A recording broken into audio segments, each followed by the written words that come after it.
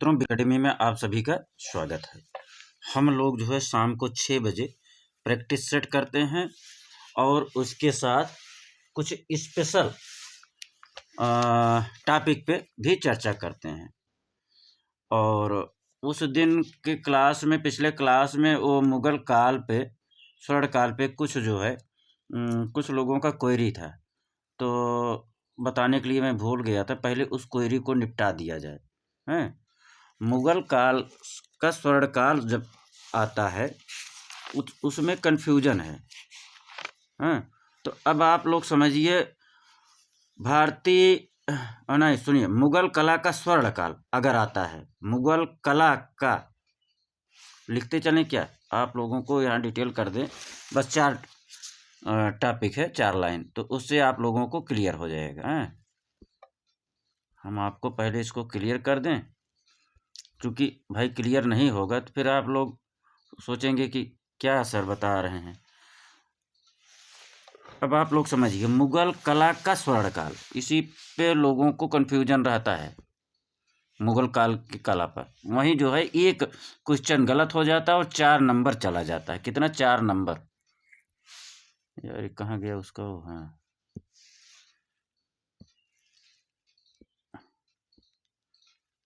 मुगल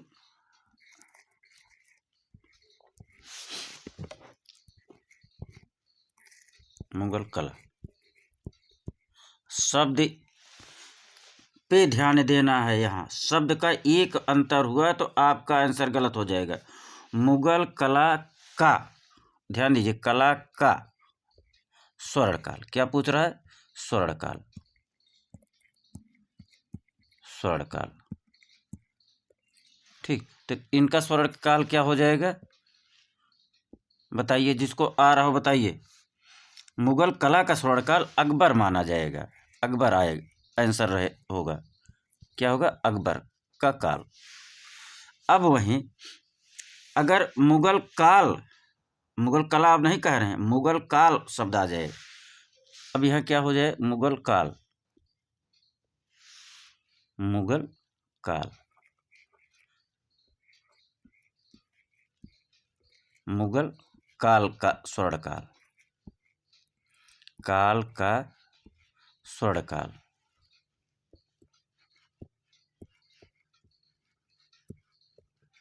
जो नोट ना किया हो नोट कर ले, ये बहुत ही आने वाले प्रश्न हैं और आपको सिलेक्शन दिला देते हैं। मुगल काल, यहाँ क्या है ऊपर? मुगल कला का स्वर्ण काल। आपको एक जैसा लग रहा है, वहाँ परीक्षा में आपको समझ ही नहीं हो तो समझ में मुगल कला पूछ रहा है। मुगल कला अलग पूछेगा, मुगल काल अलग पूछेगा। मुगल कला अगर आया तो अकबर, और मुगल काल आ गया का स्वर्ण काल, तो शाहजहां हो जाएगा। आंसर चेंज हो जाएगा। क्या हो जाएगा? शाहजहां।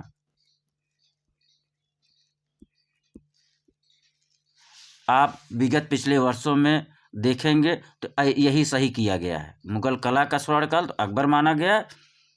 आप अपने आयोग की ही जो भी है उसका जाके देख लीजिए, वेबसाइट पे देख लीजिए, उनका हल जो आया है, साल्व, और क्या बोलते हैं उसको, आंसर की, तो यही सही किया गया। मुगल काल का स्वर्ण काल शाहजहां, मुगल कला का।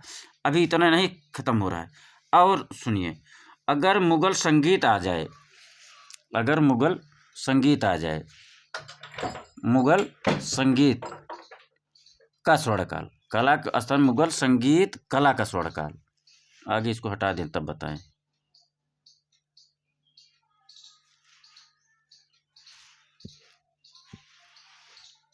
मुगल संगीत कला का स्वर्ण काल बताइए। मुगल संगीत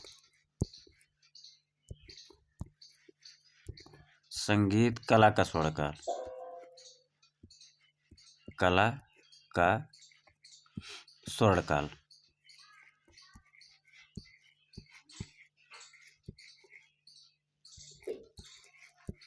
क्या होगा? जिसको आ रहा बताइए।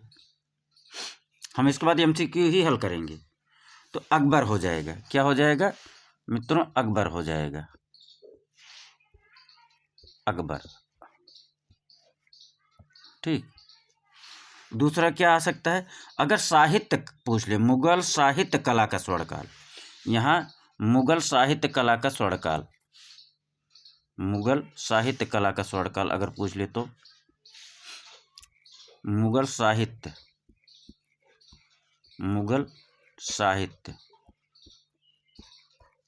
साहित्य कला का स्वर्णकाल, कला का स्वर्णकाल।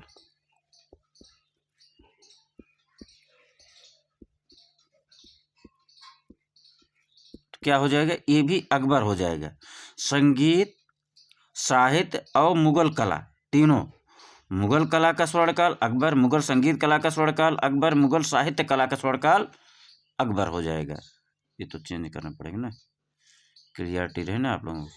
क्या हो जाएगा, अकबर हो जाएगा। जो नोट ना किया हो, स्क्रीनशॉट लेना हो ले लीजिए, कन्फ्यूजन आज ही क्लियर कर लीजिए, नहीं तो बार बार कंफ्यूज करता है। एक प्रश्न गलत होने पर 4 अंक आपका चला जाता है और सिलेक्शन यही करवा देगा और यही जो है आपको आउट कर देगा। ठीक, अब आइए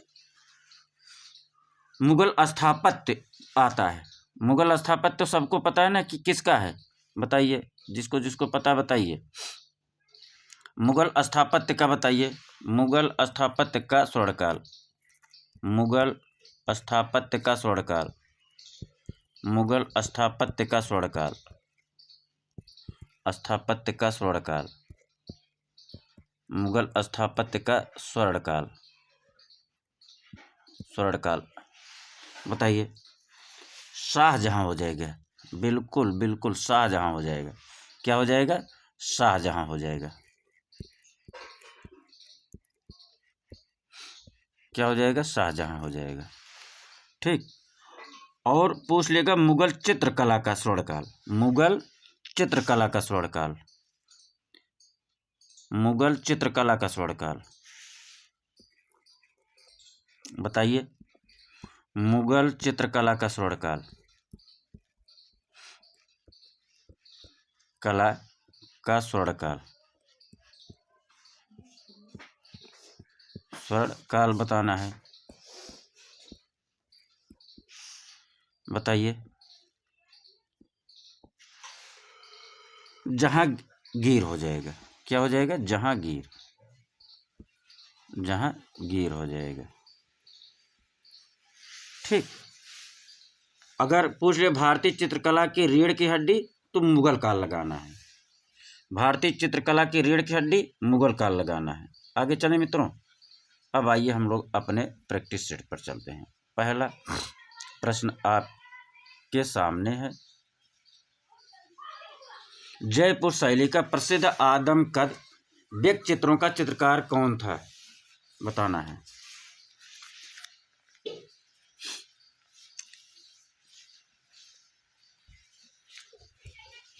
बताइए मित्रों, जिसको जिसको आ रहा है बताइए। निहाल चंद मानको, निहाल चंद मानको या और कौन सा है, साहिब राम या बसवन, बताना है आप सभी को आंसर। क्या हो जाएगा, जयपुर शैली का प्रसिद्ध आदमकद, क्या पूछ रहा है, आदमकद, क्या पूछ रहा है, आदमकद पूछ रहा है। क्या हो जाएगा, साहब राम हो जाएगा। क्या हो जाएगा, साहब राम। ठीक, अगला, इनमें से कौन सा राजस्थानी लघु चित्र स्कूल, राजस्थानी लघु चित्र स्कूल शिकार के दृश्य की चित्रकारी के लिए विख्यात है। जोधपुर, कोटा लघु चित्र, मारवाड़ लघु चित्र या जयपुर, इन चारों में से बताइए जिसको आ रहा है। क्या हो जाएगा, कोटा लघु चित्र हो जाएगा। क्या हो जाएगा, कोटा लघु चित्र हो जाएगा। आगे चलिए, तीसरा कि जिसको जिसको आ रहा है, चौथा का आंसर करिए फटाफट, देखते हैं किसको आ रहा है। पंचमढ़ी, क्या पंचमढ़ी के चित्रों की खोज किसने की, बार्डिक ने, पिगाट ने, DS गार्डन ने या W एंडरसन ने। बार्डिक, पंचमढ़ी के चित्रों की खोज किसने की, तीसरा DH गार्डन ने, किसने की, DH गार्डन ने की। आगे चलिए, चौथा, किशनगढ़ का कौन सा शासक नागरी दास के रूप में प्रसिद्ध था? राज सिंह, सामंत सिंह, रूप सिंह, जय सिंह। बताइए। राज सिंह नहीं थे, रूप सिंह नहीं थे, जय सिंह नहीं थे, तो थे कौन? सामंत सिंह थे। कौन थे? सामंत सिंह थे। कलाकार निहाल चंद द्वारा बनाई बनी ठनी कहाँ चित्रकृति है? कहाँ की चित्रकृति है? बहुत ही अच्छा प्रश्न है। कलाकार निहाल चंद के द्वारा बनाई बनी ठनी, कौन सा चित्र की चर्चा कर रहा है? बनी ठनी। चित्रकृत कहाँ की है? किशनगढ़ की है, बूंदी की है, अजमेर की है, नागौर की? कहाँ की है? किशनगढ़ की है। कहाँ की है? किशनगढ़ की है। अगला प्रश्न, बनी ठनी के चित्रकार कौन है? सीताराम नहीं है, विश्वनाथ नहीं है, मनोहर नहीं है, तो कौन है? निहाल चंद है। मोरध्वज निहाल चंद है। किसके? बनी ठनी के। आगे चलिए। तारानाथ ने 7वीं शताब्दी में मध्य प्रदेश मारवाड़ के किस चितेरे का उल्लेख किया है? तारानाथ ने 7वीं शताब्दी में मध्य प्रदेश मारवाड़ के किस चितेरे का उल्लेख किया है? माधवदास, शंकरदास, श्रृंगधर, राम सिंह भाटी। बताइए। 7वां बहुत ही महत्वपूर्ण प्रश्न है। तारानाथ ने 7वीं शताब्दी में मध्य प्रदेश के नाम से था, बाद में मारवाड़ उसको बोला गया, किस चितेरे का उल्लेख किया है? श्रृंगधर का उल्लेख किया है। किसका? श्रृंगधर का। किसने? तारानाथ ने। किस शताब्दी में? 7वीं शताब्दी में। किसकी? मारवाड़ मध्य प्रदेश के चितेरे को उल्लेखना किसका किया था? श्रृंगधर का। अगला प्रश्न, साहबदीन का संबंध चित्रकला के किस स्कूल से है? किशनगढ़ से, बूंदी से, मारवाड़ से या बीकानेर? 8वां बताइए। साहबदीन का संबंध किस शैली से है? 8वां, मेवाड़ शैली से है। साहबदीन का संबंध किस शैली से? मेवाड़ शैली से है। साहबदीन बराबर मेवाड़ शैली। साहबदीन बराबर मेवाड़ शैली। मेवाड़ शैली की उत्पत्ति चावंड में चित्रित रागमाला चित्रों से मानी जाती है। सन 1605 में जिसके चित्रकार थे, मैं बता चुका हूँ, गलत नहीं होना चाहिए। मेवाड़ शैली के उत्पत्ति चावंड में चित्रित रागमाला चित्रों से मानी जाती है। सन 1605 में जिसके चित्रकार थे? 1605 चावंड और रागमाला पूछ रहा है। कौन सा? 1605 वाला। कौन सा? 1605 वाला चावंड रागमाला पूछ रहा है। कमरुद्दीन है, निसारदीन है, नूरुद्दीन है या बदरुद्दीन है? 9वां का बताइए। कौन है? निसारदीन। 1605 चावंड रागमाला कौन है? निसारदीन है। 1605 चावंड रागमाला कौन है? निसारदीन है। तो 1623 वाला कौन था? 1623 यही बता दीजिए, याद हो जाएगा इसी समय। 1623 ईस्वी वाला रागमाला का चित्रकार कौन है? बताइए। यही क्लियर कर दिया जाए ना, यही आदमी भूलता है। 1623 वाला बीरजी भाटी। कौन है? बीरजी भाटी। बीरजी भाटी हो जाएगा। और 1768 वाला, 1768 बताइए। 1768 रागमाला, 1768 रागमाला का चित्रकार कौन है? डालूराम है। कौन है? डालूराम है। डालूराम है। कहाँ चित्रण किया गया? कोटा में। इसको तो कोटा रागमाला भी कहते हैं। 1768 को कोटा रागमाला कहते हैं। कौन सा? कोटा रागमाला। कोटा रागमाला कहाँ चित्रित किया गया? कोटा में। अब बताना है राजस्थान का प्राचीन एवं प्रारंभिक रागमाला का चित्रण कहाँ हुआ और कब हुआ। राजस्थान चित्र शैली का ये बताना है। सबसे प्राचीनतम रागमाला कौन सा है, कब है और किस शैली में चित्रित किया गया? चुनार रागमाला है। कौन सा है सबसे प्राचीनतम? चुनार रागमाला। चुनार रागमाला है, 1591 में है। कितना? 1591 ईस्वी में है। कहाँ चित्रित किया गया? बूंदी शैली में चित्रित किया गया। क्लियर? आगे चलें, फिर से देख लीजिए। क्लियर है? चलो। चावंड रागमाला राजस्थानी चित्र शैली के निम्न में से किस उपशैली में चित्रित की गई? बताना है।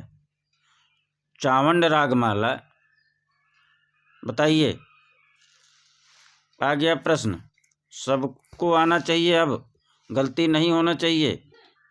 मेवाड़ में, मारवाड़ में, आमेर में या कोटा में चावंड रागमाला राजस्थानी चित्रशैली की किस उपशैली में चित्रित की गई? 10वां, मेवाड़ में चित्रित की गई। कहाँ? मेवाड़ में। आगे चलिए। 11वां, राजस्थानी चित्रकला में किस रंग का उपयोग किया गया है? तेल रंग का, टेम्परा का, वाश का या एक्रेलिक का? बताना है आंसर। राजस्थानी चित्रकला में किस रंग का उपयोग किया गया है?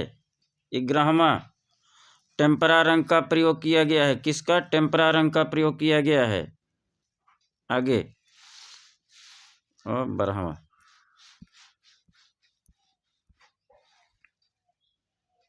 भारतीय लघु चित्र शैली की परंपरा कब अधिक फली फूली? भारतीय लघु चित्र शैली की परंपरा कब अधिक फली फूली? 8वीं से 17वीं शताब्दी, या 10वीं से 18वीं शताब्दी, या 9वीं से 19वीं शताब्दी, या 11वीं से 20वीं शताब्दी? भारतीय लघु चित्र शैली की बात कर रहा, परंपरा कब अधिक फली फूली? 12वां,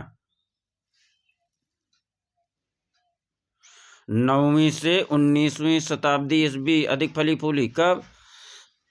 भारतीय लघु चित्र कब फली फूली? 9वीं से 19वीं शती ईस्वी। जैन धर्म की सबसे प्राचीन सचित्र पांडुलिपि का रचना काल क्या है? जैन धर्म की सबसे प्राचीन सचित्र पांडुलिपि का रचना काल क्या है? बताना है। 1060, 1105, 1151 या 1020? 13वां, जैन धर्म की सबसे प्राचीन सचित्र पांडुलिपि 1060 है। कब है? 1060 है। अगला प्रश्न बताना है आपको। 15वीं शती ईस्वी में जैन कल्पसूत्र लघु चित्र किस जगह रचित हुई? 15वीं शताब्दी ईस्वी में जैन कल्पसूत्र लघु चित्र किस जगह रचित हुई? उदयपुर मेवाड़ में, या जयपुर में, या बूंदी शैली में, या जोधपुर शैली में? बताना है। कहाँ? उदयपुर मेवाड़ में। 15वीं शताब्दी लघु कल्पसूत्र जो है कहाँ चित्रित हुई? उदयपुर मेवाड़ में। अरे रचित हुई, कहाँ हुई? मेवाड़ में। आगे चलिए। अपभ्रंश शैली में किस धरातल पर चित्रण नहीं किया गया? अपभ्रंश शैली में किस धरातल पर चित्रण नहीं किया गया? कपड़े, भित्ति, कागज, तालपत्र। अपभ्रंश शैली में किस धरातल पर चित्रण नहीं किया गया? कपड़े, भित्ति, कागज, तालपत्र। 15वां बताइए।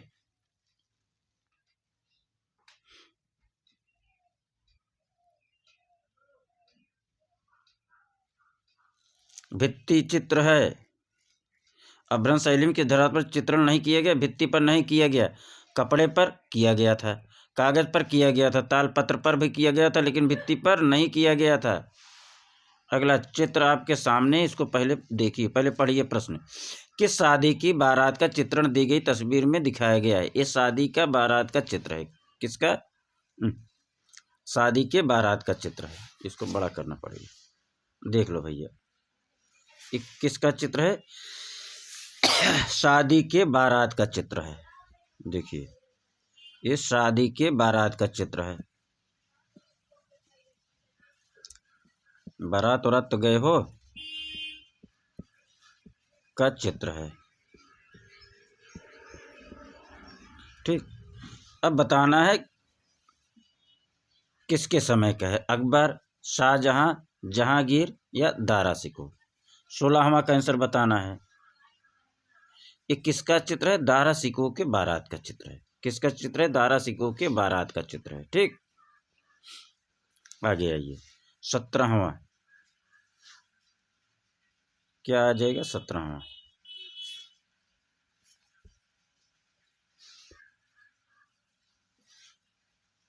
जहांगीर होल्डिंग ग्लोब को डॉट डॉट फोलियो में चित्रित किया गया है।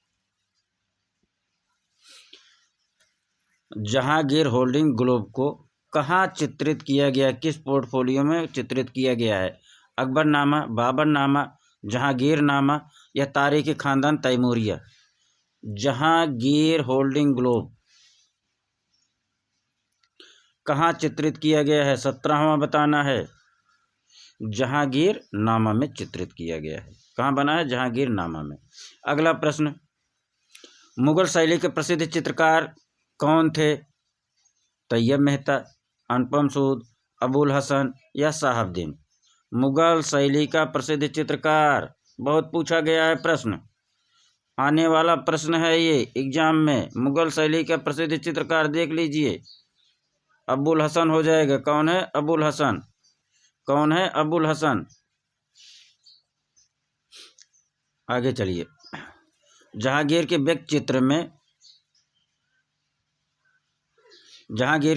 उनके हाथ में क्या लिए हुए चित्रित किया गया है? फूल, पक्षी, फल या बच्चा? जहांगीर के व्यक्ति चित्र में बताना उनके हाथ में क्या दिखाया गया है? 19वां क्या दिखाया गया? फूल दिखाया गया है। जहांगीर के हाथ में क्या चित्रित किया गया? फूल चित्रित किया गया है। आगे 20वां के बाद 21वें में भी चित्र है। आप लोगों को देखकर ही पता चल जाएगा किसका चित्र है। पहले हम लोग देखते हैं 20वां। होशंगाबाद के प्रागैतिहासिक चित्रों की खोज किसने की? वाकाड़कर महोदय, मनोरंजन घोष, रविंद्रनाथ बिष्ट या कनिंघम? 20वां का आंसर बताइए। कौन है? मनोरंजन घोष हैं। कौन है? मनोरंजन घोष हैं। होशंगाबाद जब संग हो तो क्या होगा? मनोरंजन ही होगा ना। जब 4 से 10 यार दोस्त संग होगा तो क्या होगा? मनोरंजन ही होगा ना। चलिए अगला प्रश्न, बाज पक्षी, यह है पक्षी विश्राम पर बाज चित्र जहांगीर के दरबार के उत्कृष्ट चित्रकार द्वारा चित्रित है। उस चित्रकार का नाम बताना है। बाज पक्षी को किसने चित्रित किया है? मुगल शैली का ही चित्रकार है। जहांगीर के दरबार का चित्रकार मुगल शैली में किसके दरबारी चित्र है? किसका? जहांगीर का। ये बाज पक्षी चित्र है। इसको बताना है कौन सा चित्रकार चित्रित किया है। ठीक, अब आइए नीचे चलना पड़ेगा हमको आपको।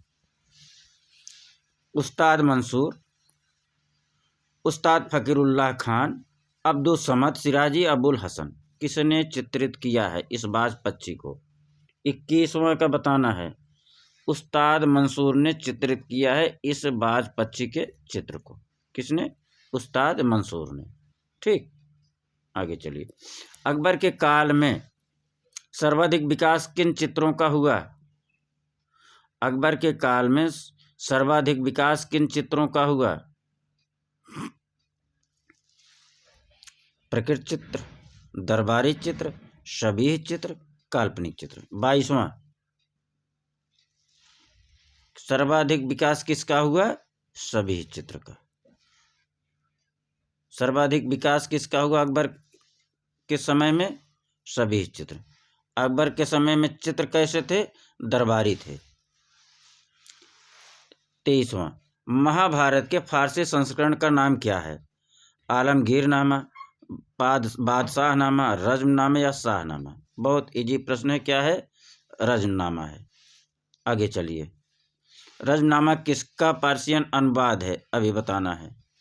रामायण, रज्मनामा किसका पर्शियन अनुवाद है? रामायण का, महाभारत का, पंचतंत्र का या नल दमयंती का? 24 किसका है? महाभारत का है। इजी प्रश्न है। चलिए 25वां देखना, गोवर्धन पर्वत उठाते कृष्ण लघु चित्र में जो पहाड़ों का चित्रांकन, उसमें किस चित्र शैली का प्रभाव है? किस चित्र शैली का प्रभाव है ये बताना है। किसमें? गोवर्धन पर्वत उठाते हुए कृष्ण। चीनी शैली, अजंता शैली, जापानी शैली या पहाड़ी शैली? किसका प्रभाव है? 25वां बताना किसका प्रभाव है? चीनी शैली का प्रभाव है मित्रों। किसका प्रभाव है? चीनी शैली का प्रभाव है। आगे चलें। भारत में अपना शासन पुनः स्थापित कर हुमायूं 2 फारसी चित्रकारों को साथ ले आए, वो कौन थे? भारत में अपना शासन पुनः स्थापित कर हुमायूं 2 फारसी चित्रकारों को साथ ले आए, वो कौन थे? अब्दुल समद और शाह मुजफ्फर, या शाह मुजफ्फर बिहजाद, मीर सैयद अली और अब्दुल समद बिहजाद और अब्दुल समद। भारत में अपना शासन पुनः स्थापित कर हुमायूं 2 चित्रकार किसको किसको ले आए? मीर सैयद अली को और अब्दुल समद सिराजी को। किसको लेकर आए? मीर सैयद अली और अब्दुल समद सिराजी को लेकर आया था। चलिए, मुगल लघु चित्र का चित्र शैली का क्षेत्रीय रूप प्रांतीय मुगल अवध वर्तमान के ... स्थान से संबंध रखता है। यहाँ होना चाहिए, क्या होना चाहिए? किस स्थान से संबंध रखता है। ठीक, अयोध्या से, आगरा से, दिल्ली से या लखनऊ से? बताइए। तो अयोध्या नहीं होगा, अवध का मतलब अयोध्या नहीं होगा, ये लखनऊ होगा मित्रों। क्या होगा? अवध कहाँ माना जाता था? प्रांत लखनऊ माना जाता था। 27। ठीक है। अगला, वसली क्या है? वसली क्या है? तकनीक है? नहीं है। माध्यम है? नहीं है। रंग लगाने का तरीका? नहीं है। क्या है? कागज पर चित्र के लिए वसली का प्रयोग करते हैं। वसली क्या है? कागज है। 28 क्या हो जाएगा? सी।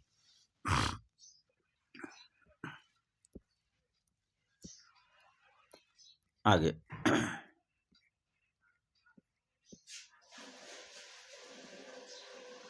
प्रश्न आपके सामने है 29वां।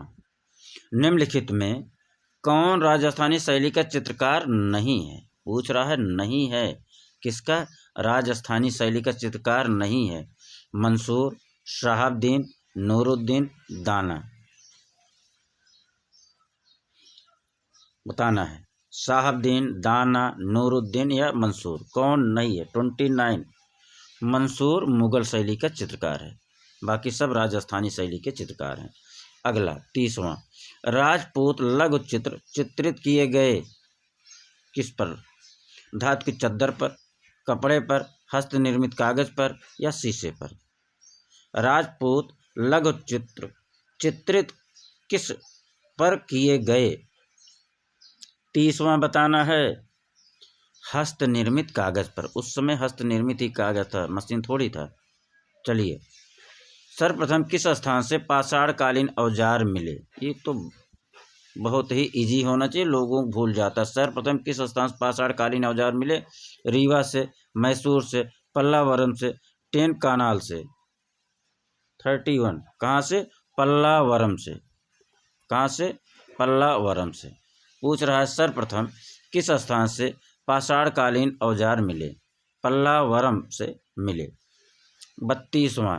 ताड़पत्री चित्रित ग्रंथों में पृष्ठ संख्या किस हाथ पर लिखी जाती थी? ताड़पत्री चित्रित ग्रंथों में पृष्ठ संख्या किस हाथ पर लिखी जाती थी? सीधे हाथ पर, बाएं हाथ पर, ऊपर की ओर या नीचे की ओर? बहुत ही अच्छा प्रश्न है।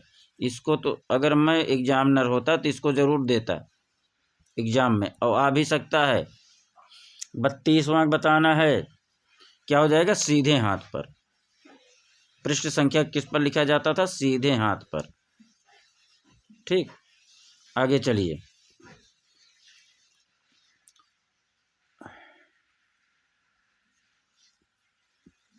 नौ 999 ईस्वी में कौन सी बौद्ध पांडुलिपि को ताड़पत्र पर चित्रित किया गया? 999 ईस्वी में कौन सी बौद्ध पांडुलिपि को ताड़पत्र पर चित्रित किया गया था? बुद्धचरित, जातक कहानियाँ, प्रज्ञापारमिता, बोधिसत्वों की कहानियाँ। 999 ईस्वी में कौन सी बौद्ध पांडुलिपि को ताड़पत्र पर चित्रित किया गया? आंसर बताइए। बहुत ही इजी आंसर है, वो गलत नहीं होना चाहिए। प्रज्ञापारमिता। क्या हो जाएगा? प्रज्ञापारमिता ताड़पत्र पर चित्रित किया गया था। कब? 999 में। ठीक। अगला प्रश्न, निम्न चित्रशैलियों का कालक्रम अनुसार चयन करिए। कालक्रम के अनुसार चयन करना है। ठीक। अब देख लीजिए, अजंता जैन चित्रण, कांगड़ा चित्रण मुगल, फिर क्या कह रहा है? कांगड़ा, फिर जैन, फिर मुगल शैली अजंता। अजंता जैन मुगल कांगड़ा, फिर कह रहा है मुगल अजंता जैन और कांगड़ा। अब आपको बताना है क्रमवार कौन सा सही है। 34वां, तो पहले तो मित्रों अजंता देखिए, अजंता ए में भी है, बी में भी है। अजंता के बाद जैन, अजंता के बाद जैन, यहाँ भी है। तो अजंता के बाद जैन के बाद कांगड़ा, ये गलत हो जाता है। तो ये जो है अजंता, फिर जैन, ये मुगल, फिर मुगल शैली, फिर कांगड़ा आता है। ठीक। तो तीसरा ऑप्शन सही हो जाएगा। अगला प्रश्न 35वां, त्रिमूर्ति शिल्प किस गुफा मंदिर से संबंधित है? कन्हेरी गुफा, एलिफेंटा, अजंता गुफा, भज की गुफाएं। 35 क्या हो जाएगा? एलिफेंटा गुफा। क्या हो जाएगा? एलिफेंटा गुफा। क्या हो जाएगा मित्रों? एलिफेंटा गुफा। क्या हो जाएगा? एलिफेंटा गुफा। त्रिमूर्ति शिल्प एलिफेंटा गुफा मंदिर से संबंधित है। त्रिमूर्ति शिल्प एलिफेंटा गुफा मंदिर से संबंधित है। एलिफेंटा से प्राप्त हाथी की मूर्ति वर्तमान में कहाँ रखी है? एलिफेंटा से प्राप्त हाथी की मूर्ति वर्तमान में कहाँ रखी है? बताना है। पटना संग्रहालय में, कोलकाता संग्रहालय में, बिहार संग्रहालय में, विक्टोरिया गार्डन संग्रहालय मुंबई में। बताना एलिफेंटा कहाँ रखा गया है। 36 कहाँ रखा गया है? विक्टोरिया गार्डन संग्रहालय मुंबई में रखा गया है। कहाँ रखा गया है? विक्टोरिया गार्डन संग्रहालय मुंबई में रखा गया है। क्लियर? आगे चलिए। त्रिमूर्ति इनमें से किस राज्य में है? बताना त्रिमूर्ति किस राज्य में है? महाराष्ट्र में, मध्य प्रदेश में, कर्नाटक में, उड़ीसा में। कहाँ है त्रिमूर्ति? कहाँ है? सभी लोगों का आना चाहिए प्रश्न। महाराष्ट्र में है त्रिमूर्ति। कहाँ है? महाराष्ट्र में है। आगे चलिए। 38 तीन उकेरित फलक शेषनाग पर शयन करते विष्णु, नर नारायण की तपस्या, गजेंद्र मोक्ष किस मंदिर से संबंधित है? अब आपको बताना है। विरूपाक्ष मंदिर, महाबोधि मंदिर, कैलाश मंदिर या देवगढ़ मंदिर। बताइए। तीन उकेरित, क्या? तीन उकेरित फलक। कौन कौन सा है फलक? शेषनाग पर शयन करते विष्णु, पहला। दूसरा जो है नर नारायण की तपस्या। तीसरा गजेंद्र मोक्ष से संबंधित। ये कहाँ है, किस मंदिर में मिलते हैं ये तीनों फलक? विरूपाक्ष मंदिर, महाबोधि मंदिर, कैलाशनाथ मंदिर, देवगढ़ मंदिर। 38वां का क्या हो जाएगा? कैलाशनाथ मंदिर। क्या हो जाएगा? कैलाशनाथ मंदिर हो जाएगा। फिर से इसको समझ लीजिए। तीन उकेरित फलक, कौन सा प्रश्न पूछ रहा? तीन उकेरित फलक। ये तीनों फलक कौन कौन से? शेषनाग पर शयन करते विष्णु कहाँ है? कैलाश मंदिर में।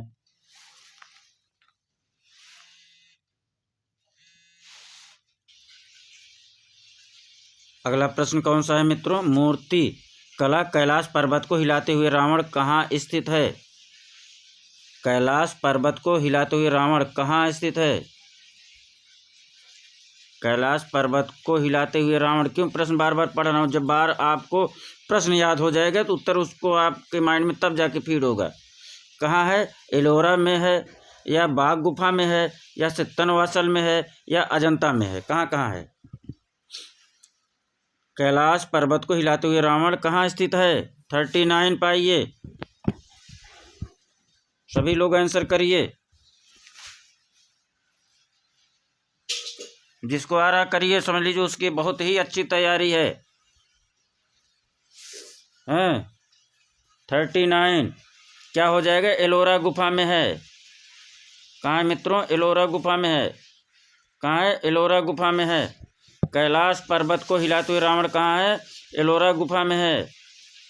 कैलाश पर्वत को हिलाते हुए रावण मूर्ति कहाँ है? एलोरा गुफा में है। आगे चलिए। इंद्र सभा इंद्र सभा किस गुफा में है? इंद्र सभा किस गुफा में है? इंद्र सभा किस गुफा में है? एलोरा में, एलिफेंटा में, बाघ गुफा में या बादामी गुफा में? बताइए। इंद्र सभा किस गुफा में है? 40वां का आंसर बताना है। एलोरा गुफा में है। कहाँ है? एलोरा गुफा में है। इंद्र सभा किस गुफा से संबंधित है? एलोरा गुफा से संबंधित है।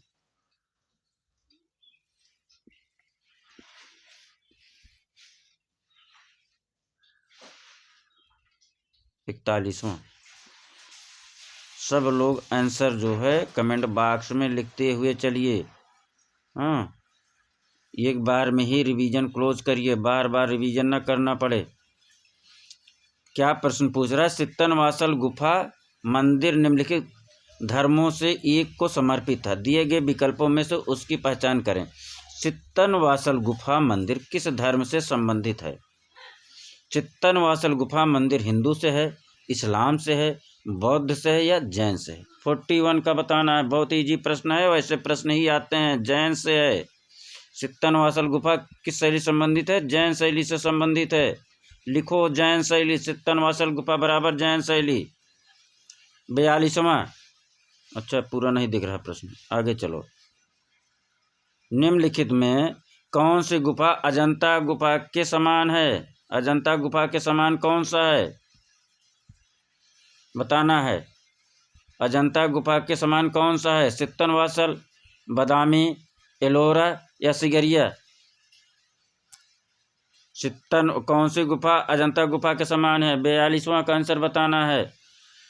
अजंता गुफा के समान कौन सा है? सित्तनवासल गुफा है। अजंता के समान कौन सा है? सित्तनवासल गुफा है। अजंता के समान कौन सा है? सित्तनवासल गुफा है। आगे चलें। ये प्रश्न देखिए। 43। बादामी में कितनी गुफाएं हैं जो एक ही पहाड़ी पर स्थित है? बताना है। 4, 9, 10 या 6? बादामी में कुल कितनी गुफाएं हैं? बादामी में कुल कितनी गुफाएं हैं? बादामी में कुल 4 गुफाएं हैं। अब बताइए, चारों गुफा किस धर्म से संबंधित 4 गुफा है ना? पहला आपको बताना है। हाँ, ये हो जाएगा ना, थोड़ा सा आप लोगों को क्लियरिटी हो जाएगा। अब बताइए, बादामी की पहली गुफा, बादामी की पहली गुफा किससे संबंधित है? दूसरी गुफा बताना है, फिर तीसरी गुफा बताना है, फिर चौथी गुफा बताना है। ऐसे भी पूछेगा। चलिए, पहली गुफा किससे संबंधित है? बताइए, जिसको जिसको आ रहा है। शैव। पहली गुफा किससे है? शैव से संबंधित है। क्लियर? दूसरी और तीसरी, ये दोनों जो है, आप हिंदू या वैष्णव दोनों लिख सकते हैं। हिंदू वैष्णव से संबंधित है। ठीक, वैष्णव।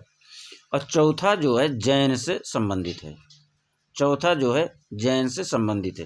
ये बीच में आप लोगों को क्लियरिटी कर दे रहे हैं। अच्छा है कि फटाफट वाला रिवीजन कराएं।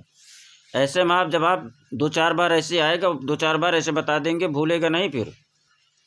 ठीक, आगे चलें। चलिए, बाघ गुफा में कौन सी गुफा का नाम गलत है? बाघ गुफा में किस गुफा का नाम, कौन सी गुफा का नाम गलत है? देखिए, प्रथम गुफा को गृह गुफा कहा गया, सही है गलत ये बताना है। दूसरी को पंच पांडु कहा गया है। तीसरी गुफा घोड़ा खाना कहा गया है। चौथी गुफा को रंगमल कहा गया है। अब ये देखना कौन सा सही है, और जो सही हो तो सही, जो गलत है उसको बता देना है। 44वां बताइए। प्रथम गुफा को गृह गुफा कहा गया, सही है। ठीक, दूसरी गुफा को पंच पांडु या गोसाई गुफा सही है। चौथी को रंगमहल कहा गया, सही है।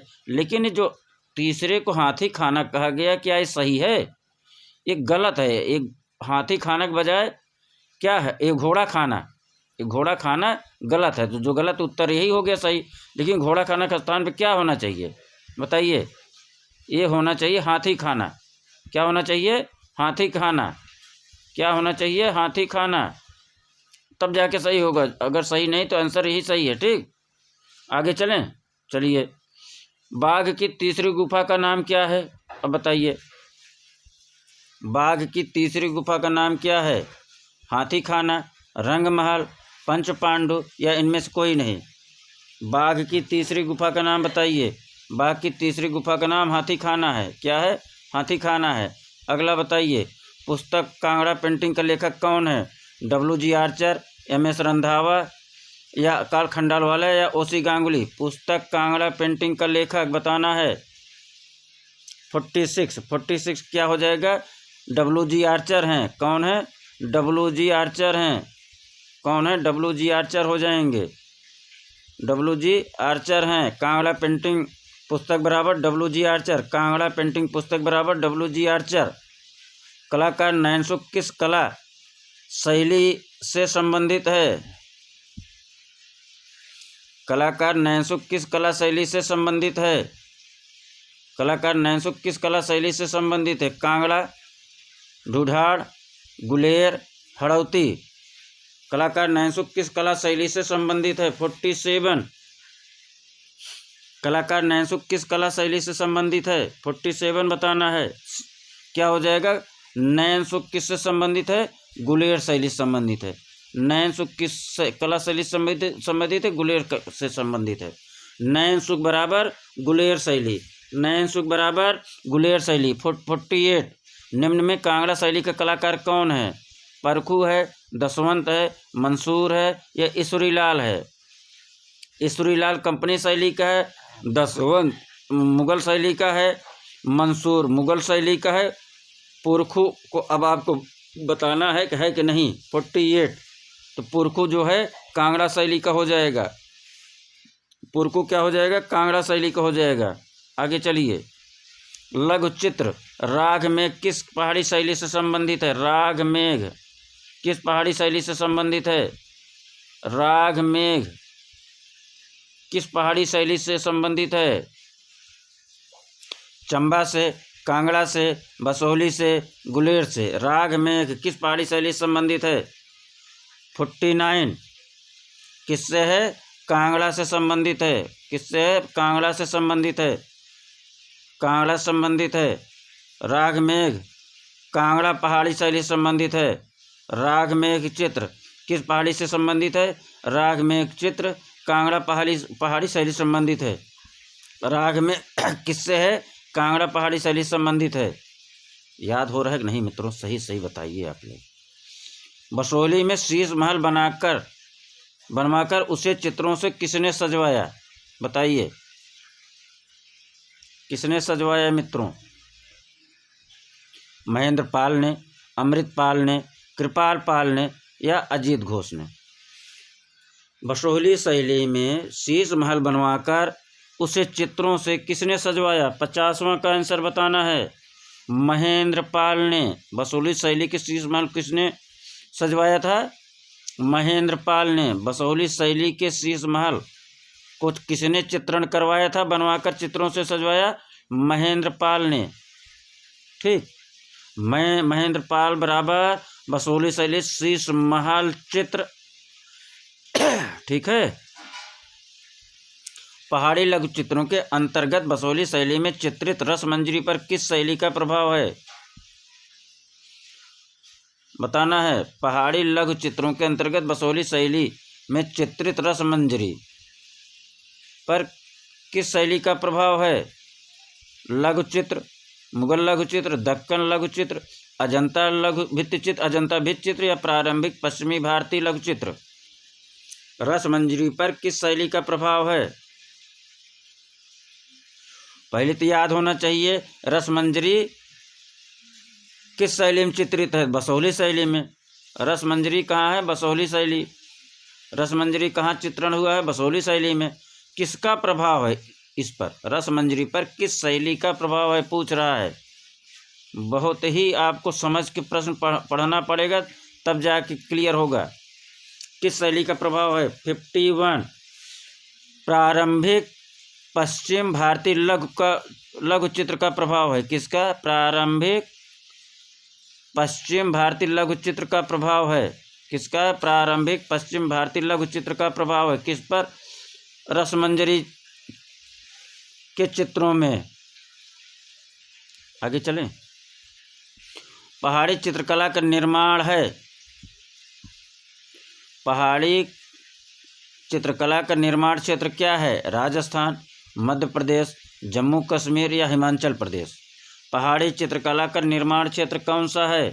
52 हिमाचल प्रदेश है। पहाड़ी चित्रकला का क्या है? हिमाचल प्रदेश है। क्या है? हिमाचल प्रदेश। पहाड़ी चित्रकला का निर्माण क्षेत्र क्या है? हिमाचल प्रदेश है। आगे चलें,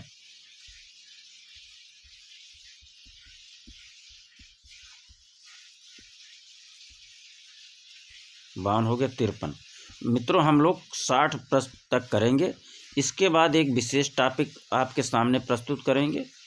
पहले इसको 60 प्रश्न देख लिया जाए। जो बेसिक गलतियां हो जाती हैं सभी से, वो बेसिक गलतियां इसी में रिवीजन करते हुए चले हम लोग।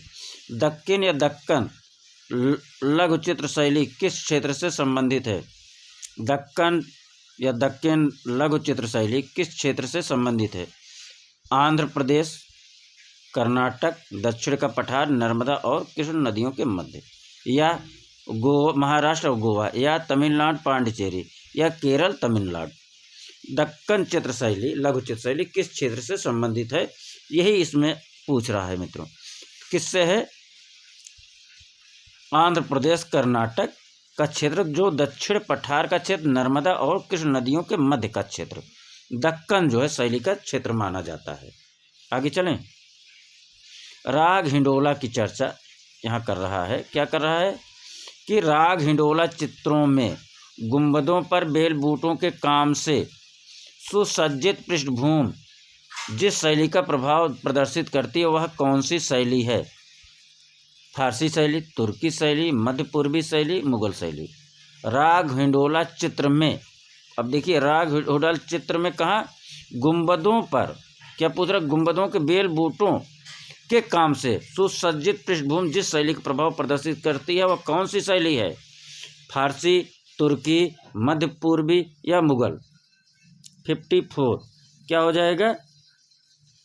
फारसी शैली का प्रभाव हमको दिखाई पड़ता है। किस पर? राग हिंडोला चित्र में गुंबदों पर जो बेल बूटे बने हैं वह फारसी शैली से प्रभावित हैं। अगला 55, गोल गुम्मज किसका मकबरा है? गोल गुम्मज किसका मकबरा है, ये बताना है। चलिए, गोल गुम्मज किसका मकबरा है? मोहम्मद आदिल शाह का, सुल्तान अब्दुल्ला कुतुब शाह का, औरंगजेब का, यूसुफ आदिल शाह का। 55 किसका है? मोहम्मद आदिल शाह का है। किसका है? मोहम्मद आदिल शाह का। गोल गुम्मज किसका मकबरा है? मोहम्मद आदिल शाह का मकबरा है। कौन सा? गोल गुम्मज। अगला प्रश्न 56, सिंधु घाटी सभ्यता का काल 2500 से 1800 ईसा पूर्व का आधार है। पुरातत्वविद के आध्यात्मिक ज्ञान से, मुद्रण चिन्ह से, रेडियो कार्बन डेटिंग से, यात्रा विवरण से। किस आधार पर सिंधु घाटी सभ्यता का काल 2500 से 1800 ईसा पूर्व माना गया है? किस आधार पर? बहुत ही इजी प्रश्न है, सबको आना चाहिए। क्या है? रेडियो कार्बन डेटिंग का या के आधार पर सिंधु घाटी सभ्यता का ये समय काल माना जाता है। ठीक, आगे चलिए। यूरोपीय चित्रों के प्रभाव के पश्चात मुगल चित्रों में क्या शैलीगत विशेषता विकसित हुई? विषय वस्तु, नैसर्गिक अभिव्यक्ति, रंग या रेखा। 57 पर चलिए। यूरोपीय चित्रों के प्रभाव के पश्चात मुगल चित्रों में क्या शैलीगत विशेषता हुई? विषय वस्तु, नैसर्गिक अभिव्यक्ति, रंग या रेखा। 57 क्या हो जाएगा? नैसर्गिक अभिव्यक्ति हो जाएगा। क्या हो जाएगा? नैसर्गिक अभिव्यक्ति। यूरोपीय चित्रों के प्रभाव के पश्चात, क्या पूछ रहा है? पश्चात मुगल चित्रों में क्या शैलीगत विशेषता विकसित हुई? नैसर्गिक प्राकृतिक अभिव्यक्ति विकसित हुई। निम्नलिखित में से क्या अपने प्रयोजन में बाकी विकल्पों से भिन्न या विषम है? क्या अपने प्रयोजन में बाकी विकल्पों में से भिन्न है? ये समझना। बीजापुर का गोल गुम्बद, हुमायूं का मकबरा दिल्ली, कौन सा जो है विमेलित है? ताजमहल आगरा, जामा मस्जिद दिल्ली 58 अपने प्रयोजन से जामा मस्जिद दिल्ली भिन्न है। ठीक, आगे चलिए। ताजमहल पर कौन सी किताब कैलीग्राफ पर तैयार की गई? बहुत ही अच्छा प्रश्न है, आने वाला है। ताजमहल पर कौन सी किताब कैलीग्राफ पर तैयार की गई? दास्ताने मुमताज, गीता, कुरान या तुजुके शाहजहां? ताजमहल पर कौन सी किताब कैलीग्राफ पर तैयार की? ताजमहल पर कौन सी किताब जो है को अक्षरशः वहाँ जो है छापा गया। छापा मतलब वो काट काट के पत्थर पे लिखा गया है। अच्छे मतलब कैलीग्राफी में लिखाई किया गया है। पत्थरों को छेनी हथौड़े से काट काट के बारीक बारीक जो है अक्षर लिखे गए हैं। वह किस किताब से लिखा गया? 59 किससे लिखा गया? कुरान की आयतें लिखी गई हैं। कहाँ? ताजमहल पर। आगे चलिए। 60 ताजमहल का अभिकल्प नमूना किस पर आधारित है? अकबर का मकबरा, इल्तुतमिश का मकबरा, बीबी का मकबरा, हुमायूं का मकबरा? ताजमहल का अभिकल्प किस पर आधारित है? 60वां हुमायूं के मकबरा पर आधारित है नमूना। ठीक, हुमायूं के मकबरा पर आधारित है ताजमहल का नमूना। ठीक, आगे चलें। अब मित्रों हम लोग जो है एक विशेष टॉपिक देखते हैं, उस पे चर्चा करेंगे। तो अभी तो हमने आप लोगों को मुग़ल जो कॉन्सेप्ट क्लियर नहीं था उसको बता ही दिया था। तो क्या होना चाहिए चर्चा? भारत में मैंने कहा था आकार प्रकार, प्रमुख इमारतों के आकार प्रकार पर चर्चा कर लिया जाए। क्या कर लिया जाए? जो प्रमुख इमारत हैं 10-12 हैं, उसका आकार प्रकार परीक्षा में पूछा गया है। आकार पूछा गया तो उस पर हम लोग चर्चा कर लेते हैं, जिससे यहाँ से प्रश्न आवे वो गलत ना हो। मित्रों ऐसे प्रश्न आते हैं, ऐसे ही प्रश्न जो है सिलेक्शन करवा देते हैं और बहुतों का सिलेक्शन रोक देता है। ठीक, तो हम लोग जो है लिखते हैं। चलिए, अरे यार इसको रहने दें। प्रमुख इमारत हम लोग किस पे चर्चा करेंगे? प्रमुख इमारत, प्रमुख इमारतों के आकार, प्रमुख इमारतों का आकार। किसका? इमारतों का आकार किस पर चर्चा करेंगे? प्रमुख इमारत है उसका आकार कैसा है। ठीक, आज का टॉपिक हमारा क्या होगा? यही होगा। ठीक, तो आइए हम लोग पहला ताजमहल का आकार क्या है? पहला टॉपिक हम लोग ले लेते हैं, ताजमहल का आकार। किसका? ताजमहल का बताना है। ताजमहल का आकार बताइए कैसा है? जिसको जिसको आ रहा है बताइए। ताजमहल का आकार बताना है मित्रों।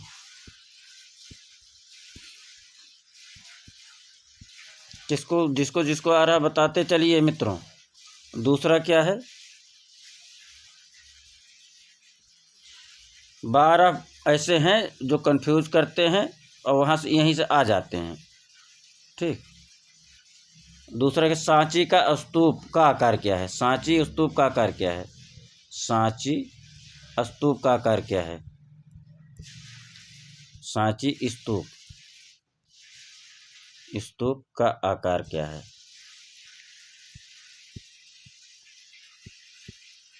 बताइए दोनों का।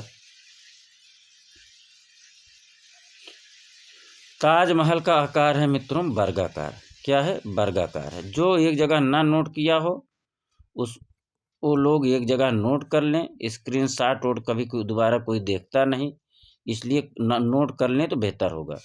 सांची स्तूप का आकार क्या है? अर्धवृत्ताकार है। कैसा है? अर्धवृत्ताकार है। अर्धवृत्ताकार है। कैसा है? अर्धवृत्ताकार है। आगे चलें मित्रों। शेरशाह सूरी का मकबरा का आकार बताना है। शेरशाह सूरी का मकबरा का आकार बताना है। किसका आकार बताना है? शेरशाह क्या हो गया यार?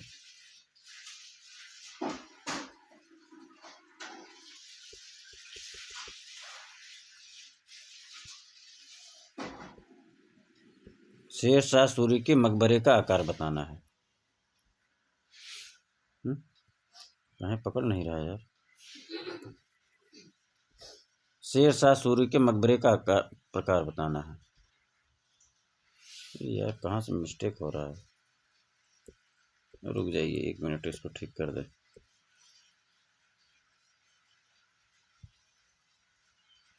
शेर शाह सूरी के मकबरे का आकार बताना है।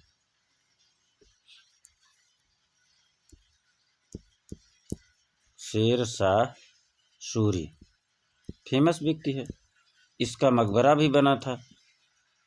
शेर शाह सूरी का मकबरा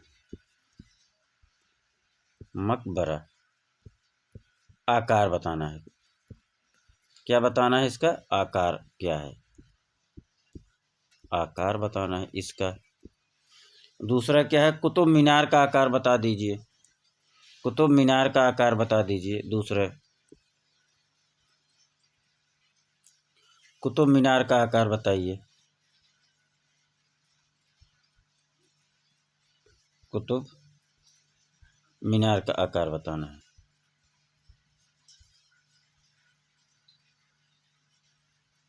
का आकार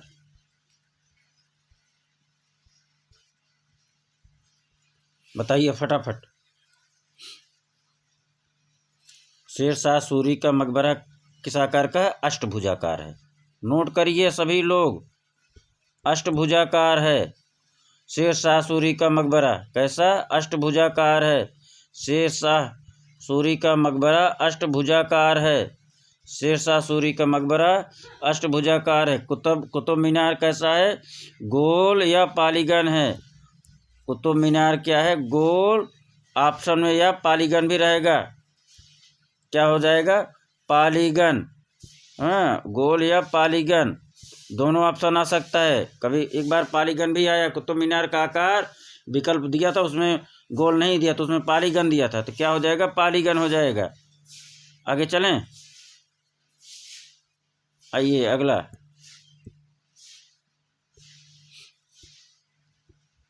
बहाई मंदिर का आकार बताना है मित्रों। किसका? बहाई मंदिर का आकार बताना है। कहाँ नहीं पकड़ रहा है?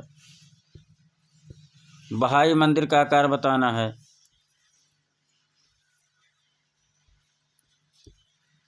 बहाई कैसे हो गया? बहाई हाई बहाई मंदिर का आकार बताना है आप सभी को। ठीक। दूसरा क्या? सिंधु घाटी की मोहरें का आकार बता। सिंधु घाटी की मोहरों का आकार बताना है। सिंधु घाटी मोहरों का आकार बताना है। मोहरों का आकार बताना है। ठीक, चलिए बताइए। बहाई मंदिर का किस आकार का था? सभी लोग आंसर करिए। बहाई मंदिर किस आकार का था? कमल आकार का था। Very good. कमल आकार जैसा था। सिंधु घाटी सभ्यता की मोहरें किस आकार की थीं? तो ये जो है मित्रों वर्गाकार। अगर विकल्प में है तो पहले वर्गाकार लगाना है, अगर वर्गाकार नहीं तब जाके आयताकार लगाना है। ठीक, वर्गाकार और आयताकार। सिंधु घाटी मोहरें किस आकार की थी? वर्गाकार या आयताकार। सिंधु घाटी मोहरें किसकी थी? वर्गाकार या आयताकार। आगे चलें। वर्गाकार या आयताकार कैसे जा रहा है? आयताकार। ठीक, अब अगला बताना है आप सभी को। सुमेरियन सभ्यता की मोहरें कैसी थीं? सुमेरियन सभ्यता की मोहरें कैसी थीं? सुमेरियन सभ्यता की मोहरें कैसी थीं? सुमेरियन सभ्यता की मोहरें कैसी थीं? जो एक जगह नोट किए हों कोई दिक्कत नहीं, जो ना नोट किए हों वो एक जगह नोट कर लें मित्रों। सुमेरियन सभ्यता की मोहरें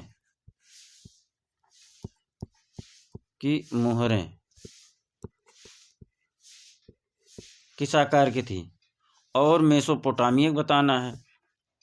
और किसको? मेसोपोटामिया, मेसोपोटामिया की मोहरें, मेसोपोटामिया की मोहरें किस आकार की थी? ये दोनों बताइए फटाफट, जिसको जिसको आ रहा है। ना आ रहा तो मेरे बताने के बाद नोट करे। सुमेरियन कैसी थी? सिलेंडर सील या बेलनाकार थी? कैसी थी? सिलेंडर सील जैसी थी, सिलेंडर सील, या विकल्प में रहेगा बेलनाकार। दोनों में जो रहेगा लगा देना है, बेलनाकार, बेलनाकार मित्रों। ठीक। और मेसोपोटामिया की कैसी थी मोहरें? ये भी सिलेंडर सील या बेलनाकार थी, दोनों सिलेंडर सील या बेलनाकार थी। ये भी मेसोपोटामिया का भी सिलेंडर सील या बेलनाकार थी। मेसोपोटामिया सुमेरियन सभ्यता की मोहरों का आकार सिलेंडर सील या बेलनाकार थी। अब आइए महाबलीपुरम पे चर्चा कर लेते हैं। किस पे? महाबलीपुरम पे। बहुत ही प्रश्न आने वाले, ऐसे ही प्रश्न आते हैं। महाबलीपुरम पे चर्चा कर लिया जाए मित्रों। क्यों नहीं पकड़ रहा है यार आज? महाबलीपुरम,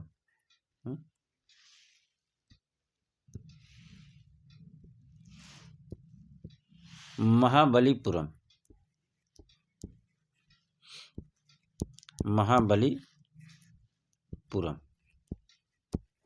अब बताइए क्या पूछना चाह रहा हूं मैं। कि द्रौपदी रथ, कि द्रौपदी रथ, कौन सा रथ? द्रौपदी रथ। और क्या? अर्जुन रथ, अर्जुन रथ। द्रौपदी और अर्जुन रथ का आकार बताना है। जिसको जिसको आ रहा है बताइए भैया। कैसा है? वर्गाकार है। द्रौपदी रथ अर्जुन रथ किस आकार का है? वर्गाकार है। द्रौपदी रथ और अर्जुन रथ किस आकार का है? वर्गाकार है। अजंता गुफा का आकार आता तो है लेकिन लिख लो एक जगह। अजंता गुफा का आकार बताना है। अजंता गुफा का आकार, अजंता गुफा का आकार बताना है। ठीक। कैसा है? अर्धचंद्राकार है। कैसा है? इसका अर्धचंद्राकार है। कैसा है? अर्धचंद्राकार है, अर्धचंद्राकार है। ठीक। आगे चलें। दो और प्रश्न है। जिसको भैया पढ़ना है पढ़ो, रिवीजन करना है। जिसका सिलेक्शन होता है वही रुकता है, उसी के अंदर धैर्य होता है ना। ये एक दिन का प्रक्रिया प्रोसेस नहीं है, ये अनवरत और सतत चलने वाली प्रक्रिया है सिलेक्शन। अब बताइए एलिफेंटा, एलिफेंटा और यहाँ से दो प्रश्न अंतिम ये चल रहा है आपका। एलिफेंटा गुफा का आकार बताइए। जिसको जिसको आ रहा फट से बोलिए। एलिफेंटा गुफा का आकार, एलिफेंटा गुफा का आकार बताना है। ठीक। दूसरा, गुप्त काल में गर्भगृह का आकार कैसा होता था? गुप्त काल में जो मंदिरों का निर्माण होता था वहाँ गर्भगृह का निर्माण होता था। उसमें गुप्त काल में गर्भगृह का आकार कैसा होता था? पूरा प्रश्न ये आएगा, गुप्त काल में मंदिरों में बने गर्भगृह का आकार कैसा होता है? बताइए।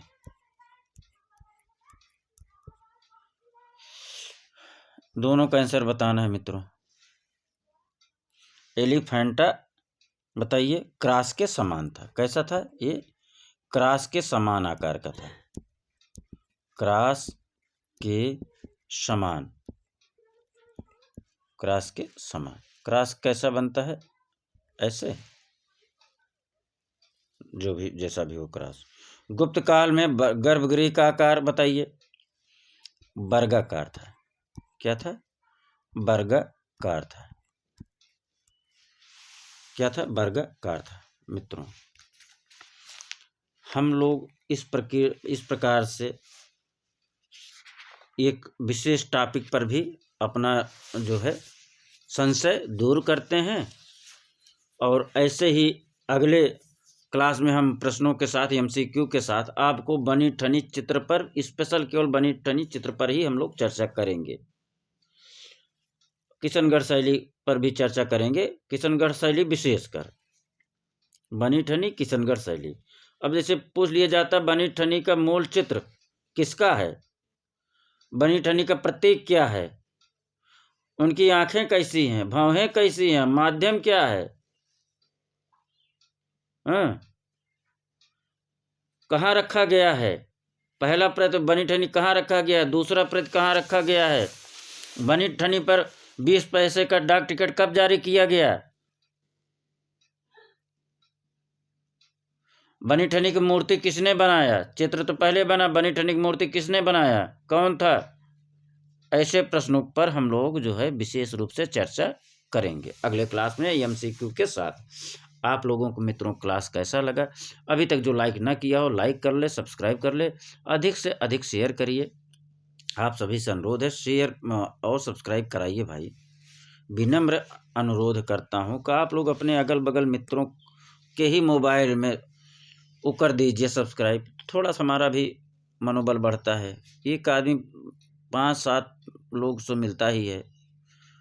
धन्यवाद, नमस्कार। आइए मेरे साथ बोलिए, मैं सक्सेस हूँ, मैं सक्सेस हूँ, मैं सक्सेस हूँ, मैं सफल हूँ, मैं सफल